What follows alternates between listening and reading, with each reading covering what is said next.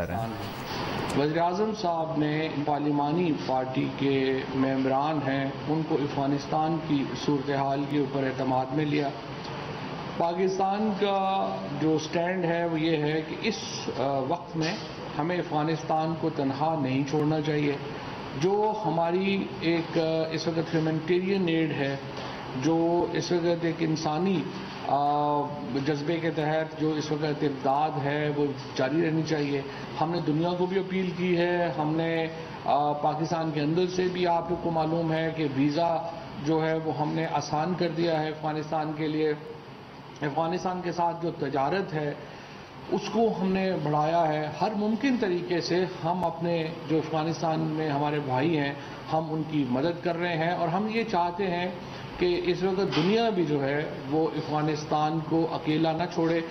کیونکہ اگر دنیا اکیلا چھوڑتی ہے تو آج جس طرح سے وزیراعظم صاحب نے آج کا بھی یہ بتایا پارلیمانی پارٹی کو کہ اس کے نتیجے میں اگر افغانستان جو ہے اس میں عدم استحکام کا شکار ہوتا ہے تو پھر وہاں بہت جو گروپس ہیں، وہ جو ٹیررسٹ گروپس ہیں، انتہا پسند گروپ ہیں، وہ وہاں پہ اپنی جگہ بنا لیں گے، اور اس کے نتیجے میں افغانستان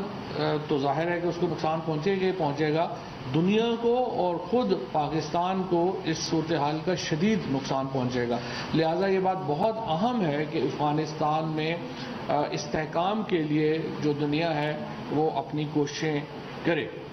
اس کے بعد جو اس وقت ایک اور جو معاملہ چل رہا ہے DGISI کا، اس کے اوپر وزیر اعظم صاحب نے بڑے بھرپور طریقے سے یہ بات کہی کہ فوج اور حکومت ایک پیج کے اوپر ہیں۔ انہوں نے کہا کہ جنرل باجوہ صاحب جو ہیں ان سے ان کے بہت ہی خوشگوار اور قریبی تعلقات ہیں، اور جو بھی نقطہ نظر ہوتا ہے وہ ہم بیٹھ کے آپس میں بات چیت سے ہماری طے ہو جاتا ہے۔ DGISI کے مسئلے کے اوپر بھی صورتحال ایگزیکٹلی یہی رہی۔ انہوں نے یہ بھی وزیر اعظم صاحب نے کہا کہ بہت طویل عرصے سے میں خود یہ دیکھتا ہوں کہ سول اور ملٹری کے درمیان پاکستان میں تعلقات کی جو نوعیت رہی ہے وہ میں نے خود اتنا عرصہ جو ہے وہ آبزرو کی ہے، پاکستان کی تاریخ کو آبزرو کیا ہے۔ لیکن وزیر اعظم نے کہا کہ وہ یہ سمجھتے ہیں کہ کبھی بھی پاکستان کی تاریخ میں سول ملٹری ریلیشن شپ اتنے اچھے نہیں ہے۔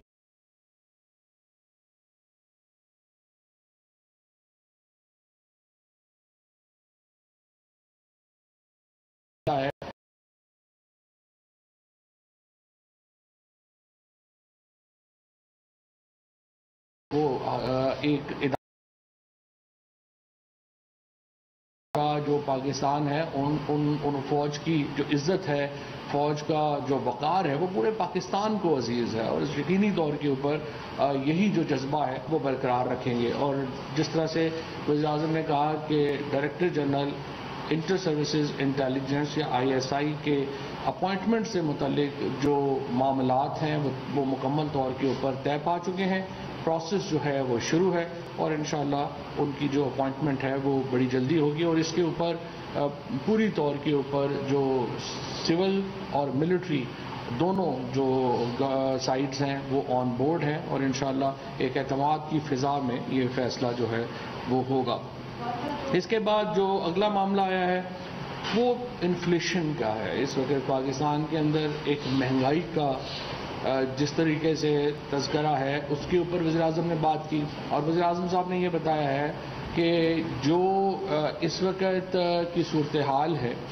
جس میں مہنگائی ہے اس کی بنیادی وجہ جو ہے وہ انٹرنیشنل پرائسز میں اضافہ ہے۔ پیٹرول جو ہے اس کی قیمت $40 تھی جو اب $80 سے بھی کراس کر گئی ہے۔ ہمارا جو گھی ہے جو پام آئل سے بنتا تھا 2018 میں یہ پام آئل $520 میٹرک ٹن تھا، اب وہ $1200 کے قریب ہے۔ اسی طرح سے جو باقی قیمتیں ہیں وہ اوپر جو ہے وہ گئی ہیں۔ اس مقصد کے لیے، اس مہنگائی کے معاملے سے نپٹنے کے لیے ہم نے ایک نئی جو اکنامک پالیسی ہے وہ فریم کی ہے۔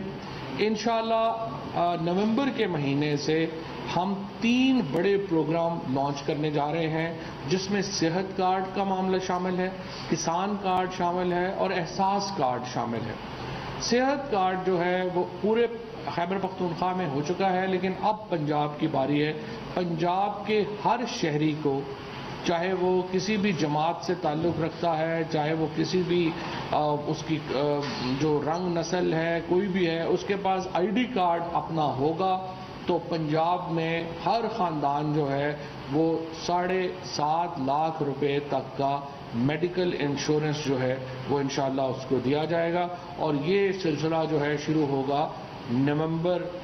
سے۔ اس میں جو پہلا اس کی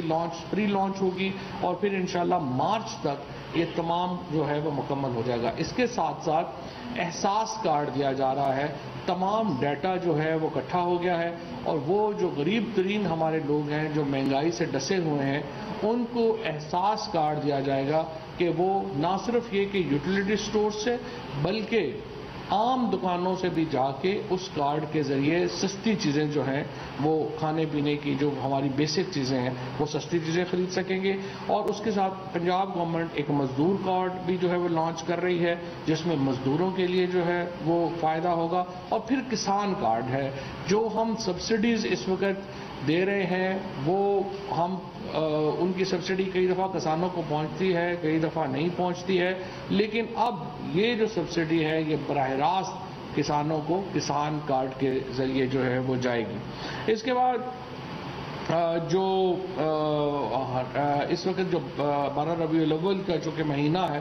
اور وزیر اعظم اعلان کر چکے ہیں رحمت للعالمین صلی اللہ علیہ وسلم اتھارٹی قائم کرنے کا، اس کے متعلق جو ہے وہ اپنے اراکین کو بتایا گیا ہے، اور پی ٹی آئی کے جو اراکین ہیں ان کو وزیر اعظم نے ہدایت کی ہے کہ 12 ربیع الاول کا دن ویسے منایا جائے جیسے کبھی اس سے پہلے پاکستان کی تاریخ میں نہیں منایا گیا، اور اس کو ایک شاندار طریقے سے منانے کے لیے ایک تو ظاہر ہے کہ منگل کو 2 بڑی تقریبات ہوں گی، ایوان صدر میں تقریب ہوگی اور اس کے بعد کنونشن سینٹر میں وزیر اعظم پاکستان ایک بہت بڑے مذہبی اجتماع سے خطاب کریں گے، اور یہ جو 12 ربیع الاول کا دن ہے اس سے پہلے چراغاں ہوگا۔ پورے جو ٹیلی ویژنز ہیں ان سے ہم نے درخواست کی ہے کہ رحمت للعالمین کے اوپر ہر ٹاپک کے حوالے سے گفتگو کی جائے، اور انشاءاللہ تعالی یہ جو ایک سیلیبریشن کا موقع ہے اس کو پوری قوم جو ہے وہ رحم کے اعتبار سے اور رسول اللہ صلی اللہ علیہ وسلم کی جو ذات اقدس ہے اس جو ہر ایک کے لیے ایک پیغام ہے، ایک حق کا پیغام ہے اور ایک راہ حق دکھاتی ہے، اس کی روشنی میں انشاءاللہ ہم آگے بڑھیں گے۔ شکریہ جی۔ صاحب یہ فرمائیے گا گزشتہ رات سے کچھ نام چل رہے ہیں D G I S I کے پینل کے حوالے سے، آیا وہ نام درست ہے یا فیک نیوز ہے، اس کا کنفرم کر دیں۔ وفاقی وزیر اطلاعات و نشریات فواد چودھری اسلام آباد میں میڈیا سے گفتگو کر رہے تھے۔ انہوں نے کہا کہ وزیر اعظم نے کہا ہے کہ فوج اور حکومت ایک پیج پر ہیں۔ وزیر اعظم نے کہا ہے کہ جنرل باجوہ سے خوشگوار تعلقات ہیں، جو بھی نقطہ نظر ہوتا ہے بیٹھ کر طے کرتے ہیں۔ D G I S I کے معاملے پر بھی بات چیت کا طریقہ اختیار کیا ہے۔ D G I S I کی تقرری کے معاملات مکمل طور پر طے پا چکے ہیں۔ D G I S I کی تقرری جلد کر دی جائے گی۔ فواد چودھری نے یہ بھی کہا کہ اعتماد کی فضا میں D G I S I کی تقرری کا فیصلہ ہوگا، D G I S I کی تقرری جلد کر دی جائے گی۔